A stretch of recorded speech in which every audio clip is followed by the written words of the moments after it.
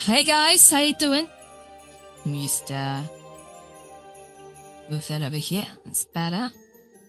Cool, right. I think we are almost ready. So I'm just getting set up. So this morning, it's gonna be a short one. I don't have a lot of time. I have about half an hour before I start work, to be honest.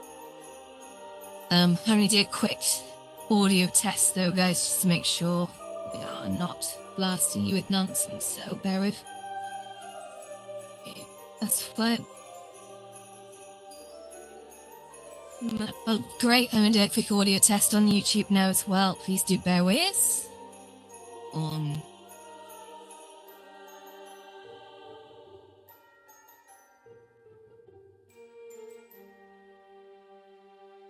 Tungle back. Don't you chow on this one.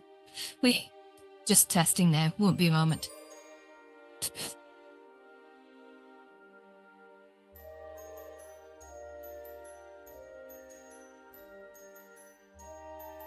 Yeah, perfection. Okay, good morning, everyone. So I'm just gonna try and get my chat windows arranged somehow. So, pull this out, that one out, and last we'll pull this one out. So, let's arrange some windows. Let's go YouTube down there. Great. Now up here, we are gonna do the live center for TikTok, so we better should see who's on TikTok, right? Good. And then over here we're gonna put on Kick. Don't usually go and stop and play on Kick. And even worse than that, Twitch. So we gotta see who's on Twitch. That's why Mike's there actually. Hi Sean, how you doing? So here we are again in Blender, guys, still crushing forward with this. Crushing forward. Absolute snail space, mate. Absolute snail space. So I have my morning coffee with me, which is, like I say, it's a very, very quick stream. I didn't really sleep too well last night. As a result, I've been up since quite early. Oh. His coffee's amazing. Oh, right, okay. So we're going to attempt to make some horns today, guys. So, those of you who have been to the White Lotus know my trademark is I like little things that make people smile. And I always think that putting sort of Greek mythological horns inside a bar and allowing people to wear them via a horn dispenser, the Hornomatic. So many jokes we've had this. So many jokes. Yeah, it's been pretty successful for one of these. So I'm gonna attempt to try and make horns now in Trimash, right? So, hi GB, how you doing? Oh, by the way, if anyone's actually out there, please do say hello. No, it's an awful lot to expect people to type a message on a Friday morning.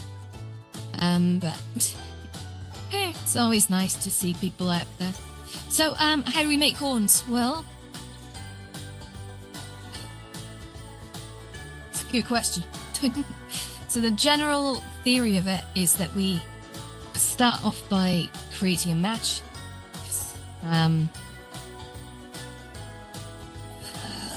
We're gonna create a circle. And that circle's not going to have 1,000,000 points, and okay, it's got 32 points. I need it to be probably less than that.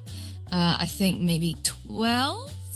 Yeah, 12 keeps the geometry optimal. Because we can always apply smooth shading to that. And now we've got that. That's actually a curve, I believe, not a mesh. Is that a curve? No, I think. I can't remember, gotta be honest. Might be a mesh, actually. No, it's a mesh. I'm sorry. Of course it's a mesh. I got it from the meshes menu. There's the clue. So if I just come out of here, what I need to do now is I need to now go into the curve menu. See, I'm getting it. I tell you what, guys, my brain is switched off.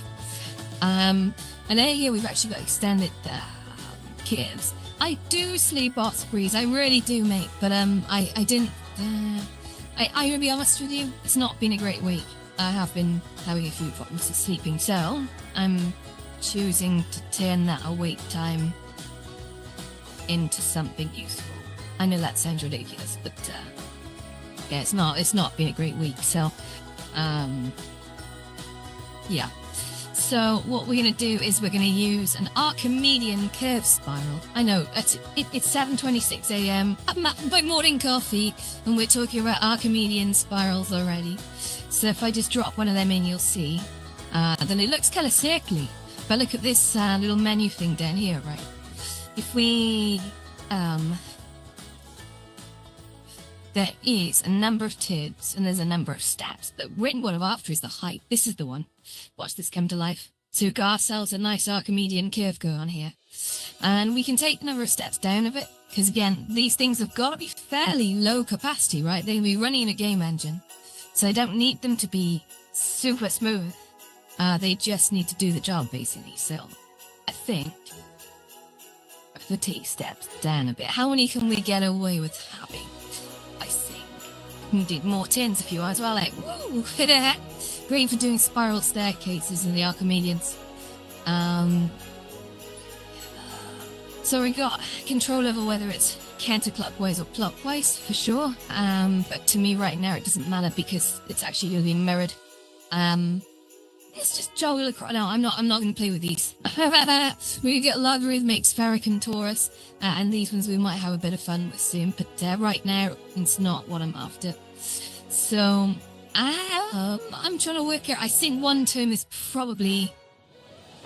I'm just trying to visualize it in my head. I am almost thinking I need like 0.8 of a term. It's probably a mistake. Oh, can I not do that? Okay.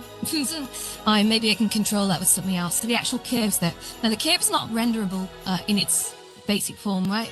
But the curve is a convention, which I'm going to use to bend this circle around in the manner of speaking. So if I just scale this inwards to about there. How are you this morning anyway, Osprey? Is you okay? Yeah, well, indeed. I think nothing better than a fine coffee and geometry talk at 7:30. So, what we're going to do now, and this is the bit I always have trouble with because I don't do it very frequently. But if I, damn it, I gotta remember how to do this. Modifiers. So with this circle, I think I've got to... Is it build? No. I think it's array.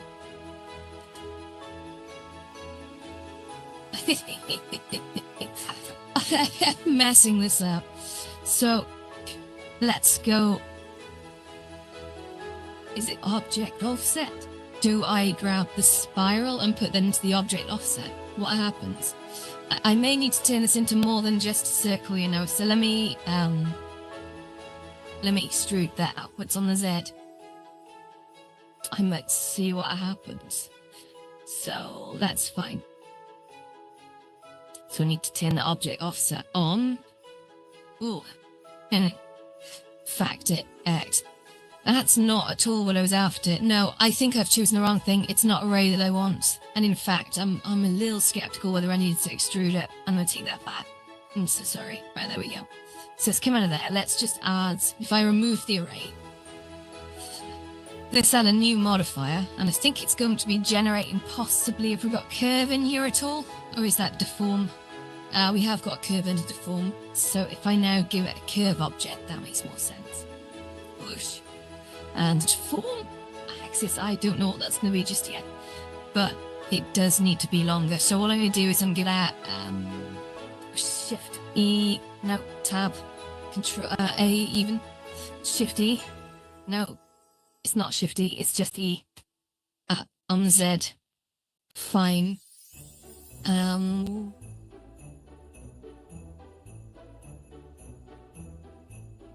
oof. Is that far enough? I'm not sure. Now, because you'll notice there's no sides to this, it can't really deform it, so deform doesn't really do anything to subdivide it. Now we can cheat this by putting in a generate, I think it's a subdivision surface.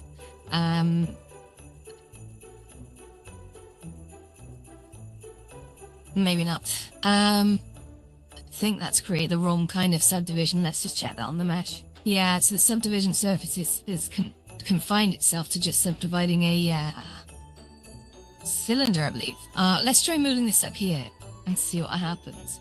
I am sure this is going to do the job, but so okay, we go to plan B. We are plan B, right? So if I just get rid of this, if I go into edit this object, now what I'm going to do, I'm going to introduce something called a loop cut.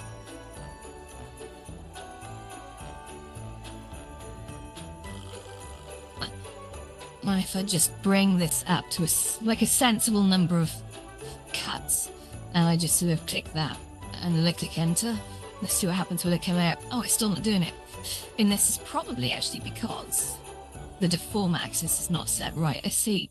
There we go. Great, look at that. Look at that. So we can actually see now it's starting to conform, look. It's starting to conform. Now I want to keep control over the amount of subdivisions in this. So this is slightly going wrong. Very, very wrong. This needs to be scaled on the Z, okay? Actually, I probably shouldn't do that inside object edit mode, because then I can't see it going absolutely wild. Let's try it again. So if I scale on the Z, yeah, okay, there you go. So you can see that's now actually conforming. But I don't think I've got enough loop cuts in there really to make it convincing. So what I'm going to do is I'm going to undo that. I'm going to take it back, right, to about this level. There we go. So it's pre-loop cut, okay. Deform axis is going to be the Z. You can see again, it hasn't really got much to work with because I haven't given it much to work with. So what if I now bring in a modifier, and that modifier is going to be a, it's not decimate, it's quite the opposite of decimate. If decimate gets rid of surfaces, and points and vertexes. So, edges and vertexes. What I really want here is, subdivide. And if I now move the subdivide up, watch what happens, right? Subdivide actually subdivides before it does the curve. Okay, you can see that it's still not quite playing the game. So if I up the subdivisions, there we go. So just upped it by another factor, and it can do it quite well. So now I need to make sure the scaling is correct, okay? So if I just scale up on the Z, bring that up, so that kind of covers a mice like that. You can see again, it's falling apart because it hasn't got enough to work with. So if I subdivide it some more, there we go. And the nice thing about doing it in a modifier is modifiers are non-destructive, so they haven't actually changed. If I go into edit, they haven't changed the underlying mesh. The underlying mesh is still this is it 12-sided cylinder? Very simple geometry. Of course, when you save it out to an FBX, it would need to actually apply that subdivision and curve deformation. But the other thing that I'm going to do on here is I really want to... is there an option to do this? Can I bring this in? So I know on the array you can introduce something called a taper, right? Is there a taper in here? I'm not sure. So add modifier, deform. Yeah, see. I can't remember. Shrink wrap's apparently a really interesting one. I think a lot of people try and place like posters or stickers against things and try and line them up perfect. And while that can work, that is valid. I think shrink wrap simplifies that and makes it a little bit more precise. But so coming up, I'm gonna just try scaling this inwards, okay? Just to about here. And what I might do is I might apply a very simple sort of if I do an F3 here, I can see merge, I think. So merge at center, which joins all the points into one neat point there. That's quite nice. So if I come out now, you can see that's actually created the beginnings of a horn. It's not big enough, really. I'm just trying to picture, like, that might actually suffice for one of the horn types that I want. And you can see geometrically, it's not super complex. You can still see the straight lines in it, which is wonderful. Although there is a little bit of weirdness going on here, which I'm not too happy about. And I think that might be to do with types of subdivisions. Let me try a non-Catmull Clark. Oh, wow, that's cool. That's a simplified one. I may need to up that a bit more and see what happens. Okay, there's a danger that might be too complex, but I don't think it is, because I can still see the straight edges. And I'm a little bit worried about how groovy this is, though. PL that's not right. That suggests I've got too many. Let's turn this on and see how it looks. Yeah, look at that. That is a lot of subdivisions, guys. If I was to import that into a game engine, that would not look good. So, I'm gonna remove that subdivision, and I'm gonna try doing this a different way, guys.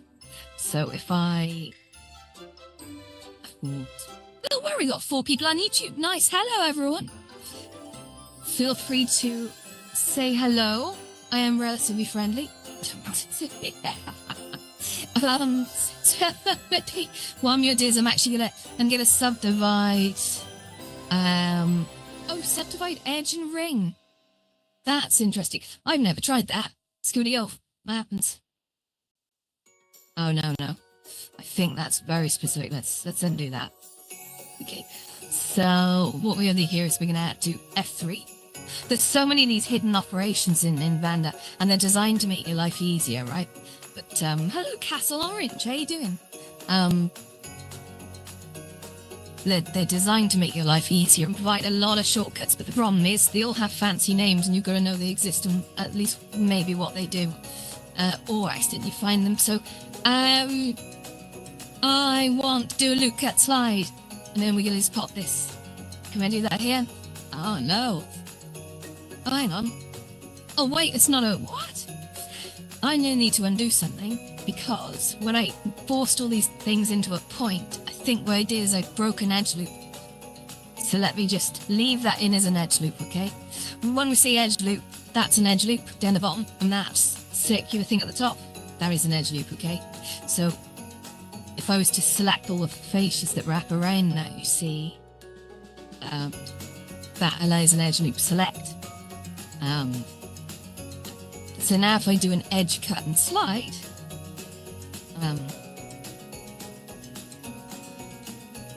what I'm going to do actually, I am going to really scale these in. So I think before I rationalised them all into a single point just to save on vertices, I think I was being a little bit too over-conservative. So if I say S and say 0.01, that creates a similar effect, but it doesn't break the edge loop, which is super important for what we're about to do. You can see my edge loop selection should still work. So if I do that, yeah, you can see it still registers as an edge loop. Lovely. So, select nothing. And therefore, choose it to at F3. Let's see, loop, cut, and slide. So now you can actually see I do have my loop cut and slide operator that's available to me. So it allows me to do a loop cut just on the one direction, whereas a subdivide was applying all kinds of crazy stuff. So if I now come out here, there we go. That's it. That's how you do it. So this is not the sort of thing that I do very often. So it's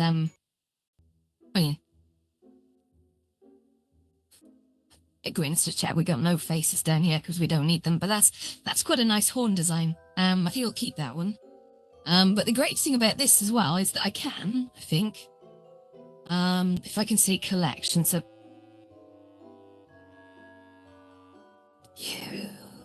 new collection, and I'm gonna call this like horn prototype. I can't remember how many horn prototypes I need to make. For the launch, I'd like to get them all in. Okay, so if I just move the circle and the spiral up into here. And then the next thing I would do is I'm going to duplicate the collection. Okay. I'm going to call this horn proto to line and moves.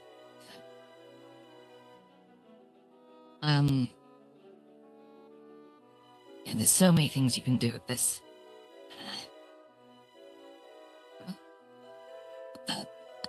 So yeah, I'm going to move this, if I may, these two objects, G along the Y, slide that way. There we go. And of course I can mirror them and bring them in the other side as well, which is quite nice. Oh dear, hi Noah, how you doing? So now with that, oops, sorry for being pings, I've got a WhatsApp thing is blowing up right now, that's always fun. So if I just go into the spiral, I can edit the spiral, check this out. Wow! Barbos and create all kinds of fancy shapes in here. This is very cool. If you've never got into sort of 3D modeling, I swear, it's difficult. It's difficult. It's a different way of thinking. But it's good fun. It's good fun. It's better than sketching doodles, I think, at this point in existence, because when you sketch doodles, it's like 2D art, but when you sketch 3D art, it's pretty cool. You can do a lot with it, right? You can make like 3D structures and objects, and of course, as we're entering into the sort of the age of the thank you, Noah. Oh hi Sophie. As we're entering into the age of sort of the metaverse, where people are now making these big 3D creations, and people are walking through them. People are spending time in these sorts of worlds. And in fact, if I just quickly twizzle the camera around, you've probably seen this, but even though it appears that I'm still in the middle of a screen, I'm actually not. There's a lot more going on here than meets the eye. So you can see I'm in a virtual green screen.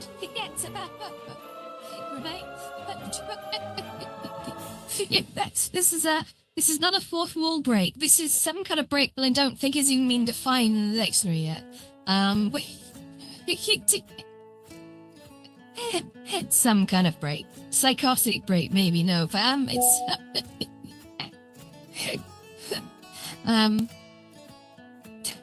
yeah, we're inside a virtual TV studio. Damn. And I'm in a green screen room stood in front of a 3D editor. It never fails to amuse me. I hope that was exciting for people. I never easily show that kind of stuff off, but yeah, it's actually it's like a members only place as well. So my sort of nearest and dearest can sort of get in. I don't have many people on this one on purpose because I don't want people appearing like every 2 seconds. It's always nice when people stop by. Yeah, because it's quite distracting, and then obviously it leads to sort of like, oh hey, let's gas a bit of random things. So so that is a form of for other things that we can do, and I'm not going to go into it now because I've only really got like 15 minutes before I start work, and my brain is just, yeah, my brain's not firing all cylinders. I'm only halfway through that morning coffee, to be honest. I'll have to drop a peppermint pill after this because well, acid reflux is a thing, guys. No matter how you get to my age, acid reflux becomes a thing. Although that said, if you do get bad acid reflux and you don't exercise much, I will say that I managed to shake acid reflux before by just doing regular exercise, but I haven't been doing much regular exercise recently, I'm not gonna lie. And yes, my problems are my fault. They're my own doing. So if I just edit this a sec, so you can see when I edit it, it just snaps back.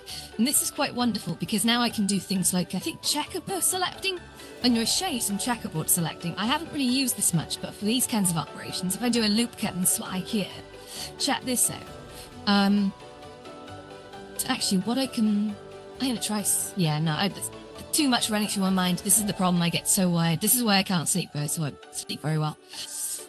So if I go into select at the top, or I say checker, is it check and deselect? No, okay, no, I see. It needs me to select all of these. So I say that, and then I'm gonna say, take this down to the side, okay? But make sure that we turn X-ray on, so that I can unselect the very top and the very bottom. That's kind of important to me because I don't want to adjust those. And then what I do is when I come back here, I can say, let's turn X-ray back off a sec. Oh, I've just noticed actually. I only wanted the horizontals. Let me try and go into select, and what do we say? Select loops. Is that the one? Select edge loops. No. Does it? No, it's not it. So select. I can see select edge rings. I mean, maybe it's spots we did. But I'm gonna make sure I actually turn on extra again. So doing that, let's say select edge rings. This son of a gun. I must admit I haven't actually done this bit before. It's looked interesting. That's it. Okay, that's it. That's done it. So what I need to do now is to unselect the bottom, unselect the very top one, and now what I should be able to do is I can grow. So if I just give us a bit more of an isometric view, so you can see what I'm doing here. Oh no, that's no. That's not what I was after. And also, why is the bottom still selected? Oh, it's not. Okay, so if I now say scale, but only on the X and the Y, 1, 2.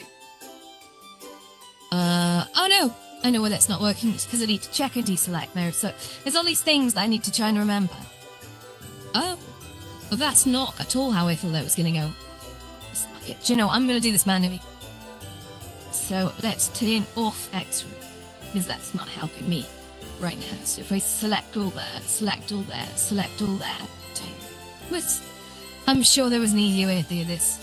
You can actually bookmark vertex selections as well. There is a thing in the menu, and it's UV. Now it's like UV groups. Well, I can't even remember. Nanny's coming quite close on this one. Okay, we're going to leave that bit alone at the end. That's probably for the best. And then what we do is we set scale on the X and the Y. Now, look at that. We just created notched thingies. But you'll notice that it's come out a weird effect on the geometry. I mean, what that looks like? I don't know what that looks like, guys. What does that look like? Hi, Boric Caden. That looks like someone from Ann Summers. I'm not gonna lie. Speaking math. Okay. 10 minutes left of the stream, just under. I mean, it's kind of like a unicorn one, I guess. I mean, I'm just gonna get on with it. Okay, if I. Oh, wow, that's cool. Ah, me gusta. How does that? That looks alright, actually, doesn't it? That does look alright. I like that. Just gonna have a quick look here at the actual geometry in it. There is quite a lot of geometry in it, and I think it might be this subdivision. Let me just check, actually. I haven't left subdivision on the other thing. I have. Oh god, let's turn them off. Okay, you can see that on this distant one I've actually, because I've simplified it, and it's flat shaded. This is a million notes before, but that's okay. What we can do is we just say F3 and shade smooth. It still keeps it simple geometrically, which is important. But it's I do need to test these as an import as well. But you can see from here, because of flat shading, that's why I intentionally leave flat shading on as well. Is if I do make a cock up, I can see that there's way too many faces in this. So I'm actually going to remove the faces, and this could just fall apart now. They might be lying to me all along. Yeah, and I go out. Yeah.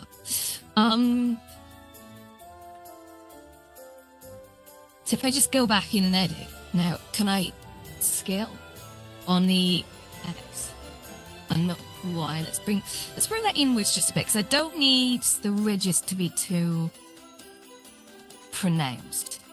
That works. That kind of works for me. It kind of works. We are going to change the shapes of these ones. Okay, they are going to take on lots and lots of different shapes. I need to look at the original. I need to really get like a bit of a sheet out of the original corns to try and model those. But this is going to be so exciting, because I can do things in this that I can't do with primitives. In primitives, full disclosure, when you see horns in there, it's one of two things that's happened in premises. Either one, someone's made horns with far too many objects to be sensible, and they've just smashed together entire premises where any sort of, because that's all you can do with premises, right? It's not. It's how you get inventive with premises. A lot of people who jump into the premises side of building in Horizon say like, oh, you can't do anything. It's you can, is it? But the one criticism I will take is that a lot of what you can do in there is highly inefficient, because I've seen people smash bread rolls through the floor, or croissants, I'm sorry, to make sort of hills, or I've done it myself actually. I put an entire beanbag mesh through a table to create a croissant, which is stupid. But again, is it stupid? It creates a nice illusion, but you end up with an entire mesh resembling something far more complex, and you're only actually exposing the top sort of 10% of it on top of the plate. You can't pick up the plate with the croissant, of course, because if you did, you'd see the whole fucking mesh. But yeah, so they're either pre-made meshes that were in the asset library, probably as part of some kind of ornament, and that's exactly what I did actually. I found all the Thai garlic bread. That's a good name. I do like garlic bread, and now I'm hungry. Hi, Natasha Turley. But yeah, you're either using pre-made meshes from the asset library, which is it's like the best you can do, to be honest. Because the other one is you are just smashing way too many things together. So let's just have a look at this curve, and if I edit the curve, right? And do all kinds of fun things here. Oh wow. Yeah, so we're gonna have some fun with making it custom. Welcome back, Garlic Bread. Oh, thank you. You have a Metacrest 3. Oh, you do, huh? Okay, well, welcome, because you've got a Metacrest 3 on part of the happy bunch of probably SC spend way too many hours on this everything. Welcome to the new age of spatial computing. So, I'm stood here doing a live webcast in a green screen, which I did sneaky flash this a moment ago, but I'll do it specially for you again. Ready? So I'm still inside a virtual TV studio in front of a green screen. There's a lot of stuff in the action. There's a don't ask him about the Pink River. I was bored, okay? But yeah, so yeah, I'm still in front of it, a green screen, with a superimposed 3D editor behind me. But I've been asked before, hey, do you have the headset tilting upwards so you can see what you're doing on the desktop? And the answer is no. And one day I'll show this to you guys. I'm not set up to do it now, but I've actually got this connected, headset's connected over the airwaves to a laptop, right? And I've got 3 virtual screens floating in front of me that you guys can't see. So I can see you guys. If I look this direction, I'm looking at all the chat windows from TikTok and Kick and YouTube and Twitch at the moment. I'm not streaming to anything else, I don't think. Nah. Those are the important ones as far as I'm concerned. On the right, I can see the preview of the video feed, so I can just make sure I'm not sort of like standing with my ass in the way or something, right? It's very, very important, because if I'm like obviously stood in the middle and no one can see what I'm doing, that's crazy. So I need to keep checking on my position.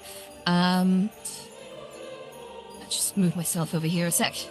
So then in the middle screen, I've actually got the workstation where I'm doing all the work. So hi, Kyle, how you doing? I'm good, thank you. So yeah, it's actually quite an effective setup, because obviously on a laptop, I only have one screen. So here I have 3 screens, all coming from the same laptop, just rendered in front of me, and that's cool, man. I love that. So this is a very quick live stream. I've got about 2 minutes left of it. And then I'll be finishing up because I've got to run off to work. But I will be back. Oh, hang on, it's my alarm. Sorry, 2 seconds. That's my 2-minute warning alarm. I'm sorry if that screwed up the audio. What have I been doing lately, Carl? Well, I'm making horns, look. I'm making horns. So I'm modeling the Lotus, and I can't show you that as I don't have it loaded in the app because I'm taking a bit of time out to focus on building these sort of very simple game engine friendly horns, which you can see are based upon curves.